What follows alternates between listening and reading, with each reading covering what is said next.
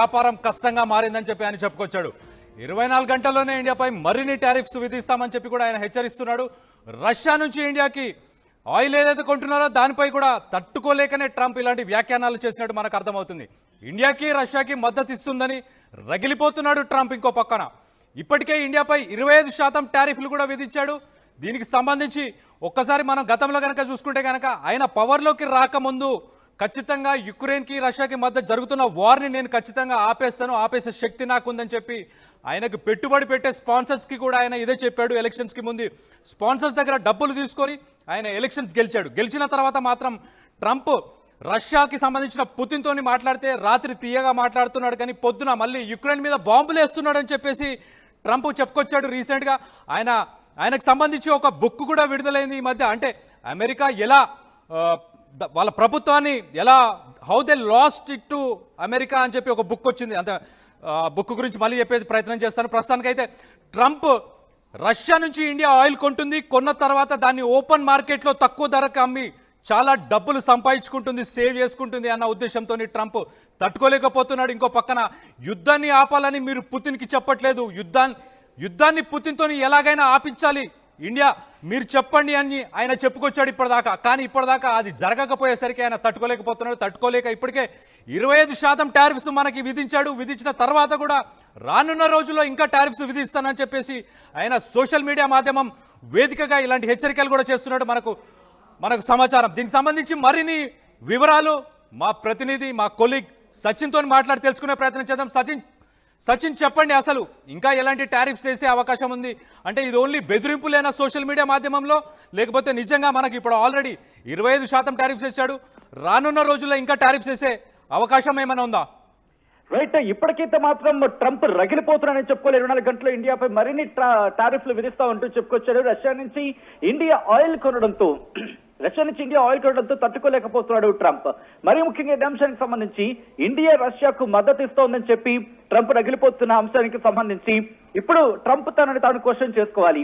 ఏ లెక్కలో ఇప్పుడు ఇదే Trump so called president of America మరీ ముఖ్యంగా టర్కీకి ఎలా మద్దతు ఇస్తున్న సందర్భం, మరి అక్కడ కూడా టారిఫ్లు విధించాలి కదా. మరి ముఖ్యంగా ఒక అంశానికి నేను చెప్పాలనుకుంటున్నాను కళ్యాణ్. ఎందుకంటే ఏ చైనాతో అయితే ఇటువంటి వ్యవహారాన్ని నడిపించాడు, వ్యవహారమే అనొచ్చు ఈ మాటని. ఎందుకంటే తనకి వినకపోతే, తను కనుక పట్టించుకోకపోతే, తన మాటకు కనుక మద్దతు ఇవ్వకపోతే, తన మాటను కనుక పట్టించుకోకపోతే సుంకాల మీద సుంకాలు విధించుకుంటూ వెళ్ళిపోయి ఈ ట్రంప్ కి చైనా చెయ్య ఒక గొడ్డలి పెట్టనే చెప్పుకోవాలి. ఎందుకంటే ఇలాగే వ్యవహరించాడు చైనాతో ఇలాగే వ్యవహరించిన క్రమంలో చైనా పట్టించుకోలేదు. బట్ చైనా పట్టించుకోని క్రమంలో వ్యాపార సంబంధాలు దెబ్బతిన్న పరిస్థితి. ఒక విధంగా చెప్పాలంటే చైనాలో అక్కడ వ్యాపారం చేసి అమెరికన్ కి సంబంధించి, ఎందుకంటే బిజినెస్ ఎక్కడ కూడా అక్కడ ఉంటూ ఉంటాయి. ఇన్ఫాక్ట్ భారత్ తో కూడా అమెరికాకి ఒక మంచి ఒప్పందం ఉంది. లేకపోతే ఇంపోర్ట్ ఎక్స్పోర్ట్స్ విషయంలో అక్కడ కూడా వాళ్ళ బిజినెస్ అనేది ఉంది. సో ఈ క్రమంలో ఇప్పుడు కనుక మరిన్ని టారిఫ్స్ విధిస్తే అది కేవలం భారత్ కు మాత్రమే పరిమితి అవకాశం ఉండదు.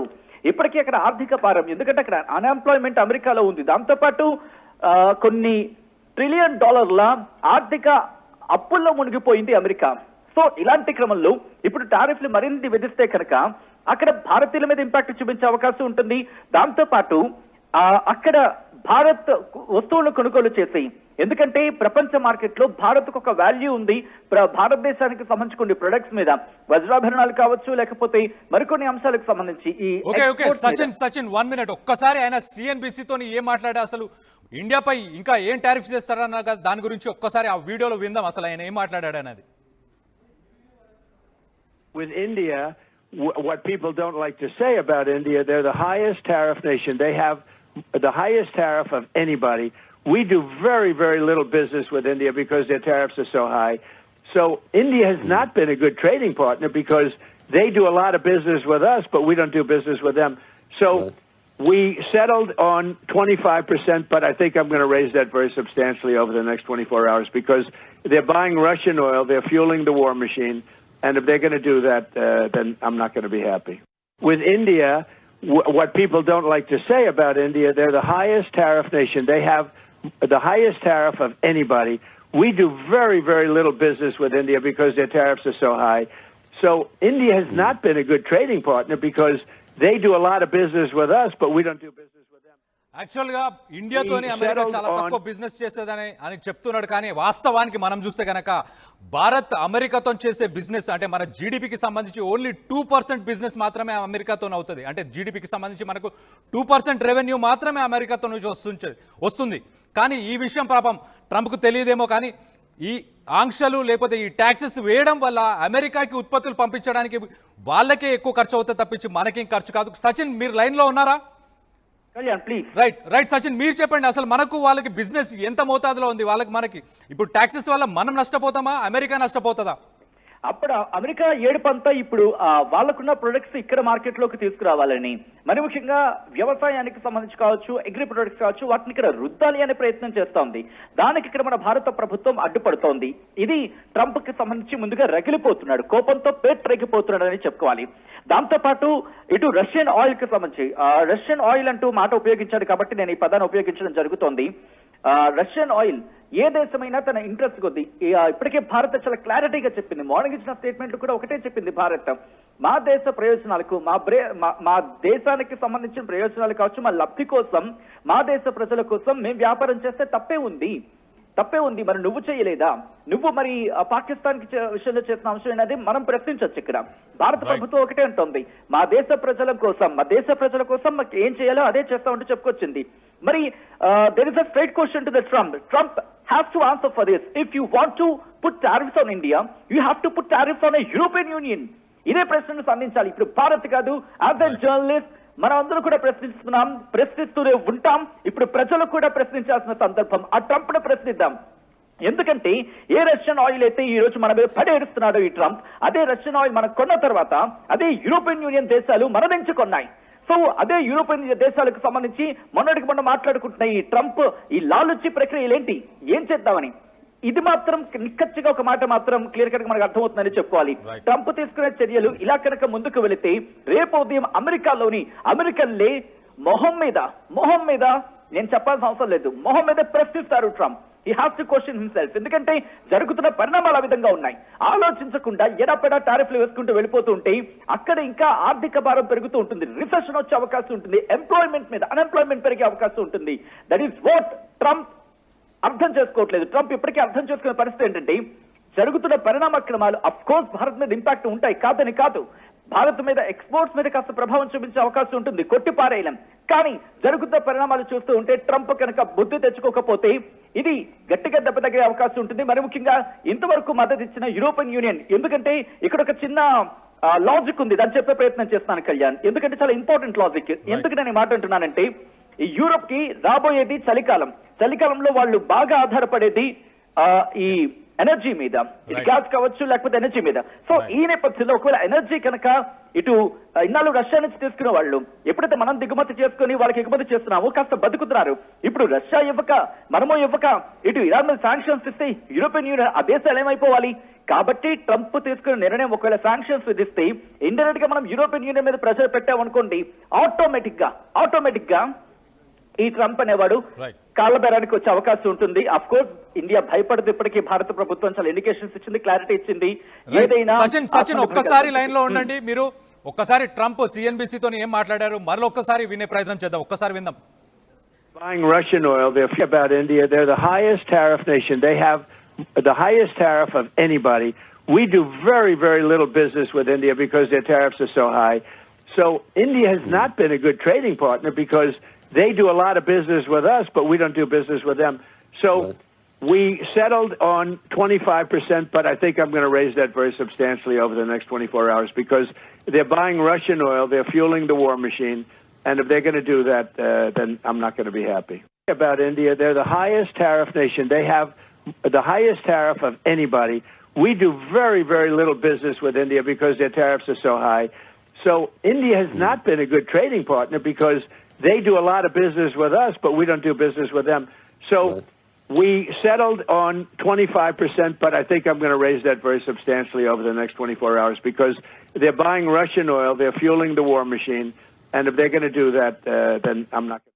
మనం చూస్తున్నాం ట్రంప్ అందరికంటే ఎక్కువ టారిఫ్స్, ఎక్కువ ట్యాక్సెస్ ఇండియా మీదనే వేస్తా వాళ్ళతోని నాకు బిజినెస్ జరిగేది చాలా తక్కువ, అమెరికాకి బిజినెస్ జరిగేది చాలా తక్కువ, కానీ అమెరికాకి ఏమాత్రం నష్టం జరగదు, అందరికంటే ఎక్కువ ట్యాక్సెస్ ఇప్పుడు నేను ఇండియాకే వేస్తా అని చెప్పి ట్రంప్ చెప్పుకొచ్చాడు. కానీ మనం చూస్తే కనుక ఇండియా జీడిపిలో అమెరికాతో బిజినెస్ ఓన్లీ 2% మాత్రమే, 2% మాత్రమే జీడిపి బిజినెస్ మనకి. దానివల్ల పెద్దగా ఒరిగేదేం లేదు. ట్రంప్ చేసే ఆంక్షలు, ఈ తీసుకొచ్చే ఆంక్షలు కావచ్చు, ఈ ట్యాక్సెస్ వల్ల మనకేం ఫరక్ పడదని కూడా మనం చెప్పుకోవచ్చు. చైనా కావచ్చు, లేకపోతే బ్రిక్స్కి సంబంధించిన ఏవైతే కంట్రీస్ ఉన్నాయో ఆ కంట్రీస్ అన్ని కూడా ఇంతకుముందు మనం చూస్తే బ్రిక్స్ సమ్మిట్ జరిగినప్పుడు పుతిన్ కూడా చాలా క్లియర్గా ఒక స్టేట్మెంట్ ఏం చెప్పాడంటే, అమెరికా డాలర్ని మనం పక్కన పెట్టి మన వ్యాపారాలు, మన ట్రాన్సాక్షన్స్ అన్ని మనం వేరే కరెన్సీస్లో, మన సొంత కరెన్సీస్లోనే చేసుకునే ప్రయత్నం చేద్దామని చెప్పి అప్పుడు కూడా ట్రంప్ చెప్పాడు, పుతిన్ చెప్పాడు. సో ఇవన్నిటి తట్టుకోలేకనే ట్రంప్ రగిలిపోయి ఆయన ఇలాంటి ఆంక్షలు తీసుకొచ్చి మన మీద పెట్టే ప్రయత్నం చేస్తున్నాడు. కానీ దానివల్ల మనకి ఎలాంటి నష్టం జరగదు. రీసెంట్గా మనం చూస్తే పాకిస్తాన్లో ఆయిల్ ఉంది, నేను ఆయిల్కి సంబంధించి అక్కడ పెట్రోలియం కంపెనీస్ పెడతాను, అక్కడ నుంచి ఆయిల్ తీస్తానని అన్నారు. కానీ యాక్చువల్గా జియాలజిస్టులు ఏం చెప్తున్నారంటే పాకిస్తాన్లో అసలు ఆయిలే లేదని చెప్పి. ఇంకో పక్కన చూసుకుంటే ఇరాన్ ప్రెసిడెంట్ కూడా పాకిస్తాన్కి విజిట్ చేశాడు. సో ఒక పక్కన యుద్ధాన్ని ఆపలేక పుతిన్ తను చెప్పింది వినట్లేదు కాబట్టి ఇలాంటి డెసిషన్ తీసుకొని మన మీద కానీ చైనా మీద కానీ ఇలాంటి ప్రెషర్ పెట్టడానికి ప్రయత్నం చేస్తున్నాడు. మరొకసారి మా కొలీగ్ సచిన్తో కూడా మాట్లాడి తెలుసుకునే ప్రయత్నం చేద్దాం. సచిన్, చెప్పండి, అసలు మనం కొనే ఆయిల్ మీద నెత్తురుంది అంటే రష్యా దగ్గర మనం కొంటున్నాం, రష్యా యుక్రెయిన్ మీద వార్కి వెళ్తుంది, అక్కడ చాలా మంది సైనికులు చనిపోతున్నారు, మీరు కొనే ఆయిల్ వల్ల ఎంతో మంది ప్రాణాలు పోతున్నాయి అంటున్నాడు. దానికి మనకి ఏమైనా సంబంధం ఉన్నట్టా? నిజంగా ట్రంప్ బుర్రను మాట్లాడుతున్నారో లేకపోతే ఉన్న బుర్ర చిప్పు కోల్పోయి మాట్లాడుతున్నాడు. Sachin sorry to interrupt, one more point. ఇప్పుడు మనం చూస్తే గాజా విషయంలో పాలస్తీనా కావచ్చు, గాజా కావచ్చు, ఇలాంటి విషయాల్లో మనం చూస్తే కనుక అమెరికా ఎంతో వెపన్స్ ని కావచ్చు, లేకపోతే అలాగే ఆర్మీని కూడా పంపించింది కదా. మరి ట్రంప్ చేతుల మీద బ్లడ్ లేదా? రైట్ అదే ట్రంప్ ప్రశ్నించుకోవాల్సిన సందర్భం. ఏమంటారంటే వెరీ లిటిల్ బిజినెస్, ఇండియాతో వెరీ లిటిల్ బిజినెస్ అంటున్నాడు. Can he what Trump should understand is, ఎంత బిజినెస్ చేస్తున్నామని కాదు, నీకున్న రిలేషన్స్ ఏంటి, ఆ రిలేషన్స్ లో నీ వాణిజ్యానికి సంబంధించి, ఎందుకంటే అఫ్ కోర్స్ మనకి ఇంపాక్ట్ ఉంటుంది. మరి ముఖ్యంగా అఫ్ కోర్స్ నేను ఇక్కడ మాట్లాడినప్పుడు కాబట్టి మనం మాట్లాడుకున్న క్రమంలో నార్మల్ గా అనిపించవచ్చు, కానీ బట్ ఇంటెన్సిటీ ఉంటుంది. మరి ముఖ్యంగా ఇక్కడ సాఫ్ట్వేర్ మీద ఇంపాక్ట్ చూపించే అవకాశం ఉంటుంది. బట్ ట్రంప్ అర్థం చేసుకోవాల్సింది ఏంటంటే కనుక ఇండియన్స్ కనుక గట్టిగా పట్టు బిగిస్తే, భారతీయులు కనుక గట్టిగా పట్టు బిగిస్తే అమెరికా తన అగ్రాజ్యం ఆ పతనానికి నాంది పోసినట్టు అవుతుంది. కొన్ని గణాంకాలు నేను చెప్పే ప్రయత్నం చేస్తాను, ఎందుకంటే ఇప్పుడు గణాంకాల గురించి మాట్లాడుకుంటున్న సందర్భంలో కాబట్టి 2024తో పోలిస్తే ఈ ఏడాదిలో మనం ఈ ఎనర్జీకి సంబంధించి మాట్లాడుకునే క్రమంలో ముడి చమురు దిగుమతులు 51% పెరిగాయి. 2025లో అమెరికా నుంచి భారత్ ఈ ముడి చమురుని దిగుమతులు చేసుకున్న సందర్భం. మరి ఏ లెక్కల ప్రకారం ట్రంప్ చెప్తున్నాడు, కానీ ఇదే రష్యాతో మనం ఒకనొక క్రమంలో ఐ థింక్ 70 or 80% అని మాట వినిపించిన తర్వాత మనం ఇప్పుడు 30 to 30% తక్కువే చేస్తున్నాం. కానీ ఏంటంటే ఇప్పుడు రష్యాని ఏకాకిని చేయాలి, రష్యా మీద కోపం, మనకి తెలుగులో ఒక సామెత ఉంటుంది, అత్త మీద కోపం ఇంకో దేని మీద చూపించిందని చెప్పి ఒక సామెత ఉంటుంది. అలాగా రష్యా మీద కోపం భారత్ మీద చూపించే ప్రయత్నం చేస్తుంది. రెండోసారి అధ్యక్ష బాధ్యతలు చేపట్టిన తర్వాత ఇదే ట్రంప్ హయాంలో 51% మన ముడి చమురులు దిగుమతులు పెరిగాయి. ఇది మర్చిపోతున్నట్టున్నాడు. ఒకవేళ దీంతో పాటు గత ఏడాదితో పోలిస్తే దిగుమతుల విషయానికి వచ్చినప్పుడు పెరిగి 2024 జనవరి జూన్లో అమెరికా నుంచి మనం 51% దిగుమతి చేసుకున్న సందర్భం, అంటే పోలికలు చెప్పే ప్రయత్నం చేస్తున్నాను. సో ఈ క్రమంలో జూలైలో కూడా మనకి ఉన్నది. ఇన్ఫాక్ట్ మనం మల్టిపుల్ సోర్సెస్ నుంచి మనం తెచ్చుకునే ప్రయత్నం చేస్తాం. ఇదే క్లారిటీ ఇచ్చింది. తన దేశ అవసరాల కోసం, మా దేశం బాగుపడడం కోసం మేము ఏ ప్రణాళిక తీసుకుంటే నీకెందుకు అని అర్థం వచ్చేలా చెప్పుకొచ్చింది. బట్ మీరు అన్నట్టుగా గాజాలో జరుగుతోందేంటి, ఇజ్రాయెల్ కి సంబంధించి ఇజ్రాయెల్ కి డబ్బులు ఇచ్చి గాజా మీద చేస్తోంది ట్రంప్ కాదా? ఇటు పాకిస్తాన్ ఆర్మీ చీఫ్ ఆసిమ్ మునీర్ గారిని పిలిపించి నాన్న కన్నా బుజ్జి కన్నా అంటూ నోట్లో ముద్దలు పెట్టింది ఎవరు? మరి నోట్లో గోరుముద్దలు తినిపించింది ఎవరు? ట్రంప్ సమాధానం చెప్పుకోవాల్సిన సందర్భం. అది ఫ్యూయలింగ్ కాదా? దాంతో పాటు జెలెన్స్కీని పిలిపించి జెలెన్స్కీని అదే వైట్ హౌస్ లో అవమానించిన తర్వాత మళ్ళీ అదే జెలెన్స్కీకి ఊతమందించి డబ్బులిచ్చి మళ్ళీ యుద్ధానికి పంపించింది ఈ ట్రంప్ కాదా?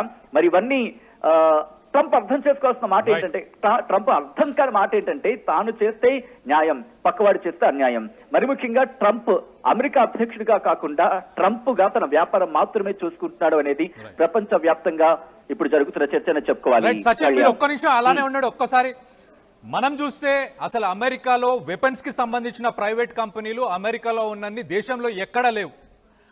అంటే యుద్ధం జరిగితేనే వాటికి బిజినెస్ అవుతుంది. ఈ ఇజ్రాయెల్ గాజాకి సంబంధించి ఏదైతే యుద్ధం జరుగుతుందో అక్కడ ఆ వెపన్సే వాడుతున్నారు. అంటే వాళ్ళ కంపెనీస్ బిజినెస్ జరగడానికి ట్రంప్ ఆ వార్ని కంటిన్యూ చేపిస్తూనే ఉన్నాడు. ఒక పక్కన వాళ్ళకి ఆహారం కావచ్చు, వాళ్ళకి నీరు కావచ్చు, లేకపోతే మెడికల్ ఎయిడ్ కావచ్చు, ఎలాంటిది కూడా అందనివ్వకుండా చేసేది ట్రంప్ ఒక పక్కన. ఇంకో పక్కన యుద్ధాన్ని పెంచి పోషిస్తున్న ట్రంప్ ఇప్పుడు వచ్చేసి యుక్రెయిన్ రష్యాకి మధ్యలో జరుగుతున్న వార్ని మీరు ఆపించాలి అని చెప్పి మోదీకి చెప్తున్నాడు. మన ఇండియాకు ఒక వార్నింగ్ ఇస్తున్నాడు.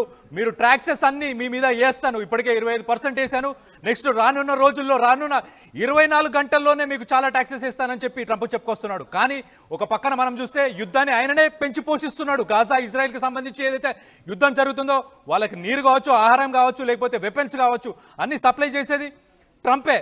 సో దీనికి సంబంధించి ఒక్కసారి ఆ విజువల్ చూద్దాం. మళ్ళీ అసలు ఆయన సిఎన్బిసిలో ఏం మాట్లాడారనేది ఒక్కసారి వినే ప్రయత్నం చేద్దాం.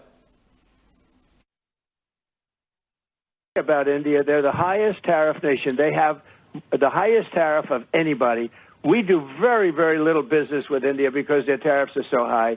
So India has not been a good trading partner because they do a lot of business with us, but we don't do business with them.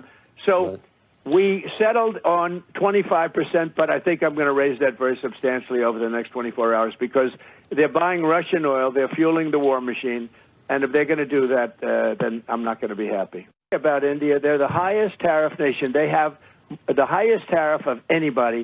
We do very, very little business with India because their tariffs are so high. So India has not been a good trading partner because they do a lot of business with us, but we don't do business with them. So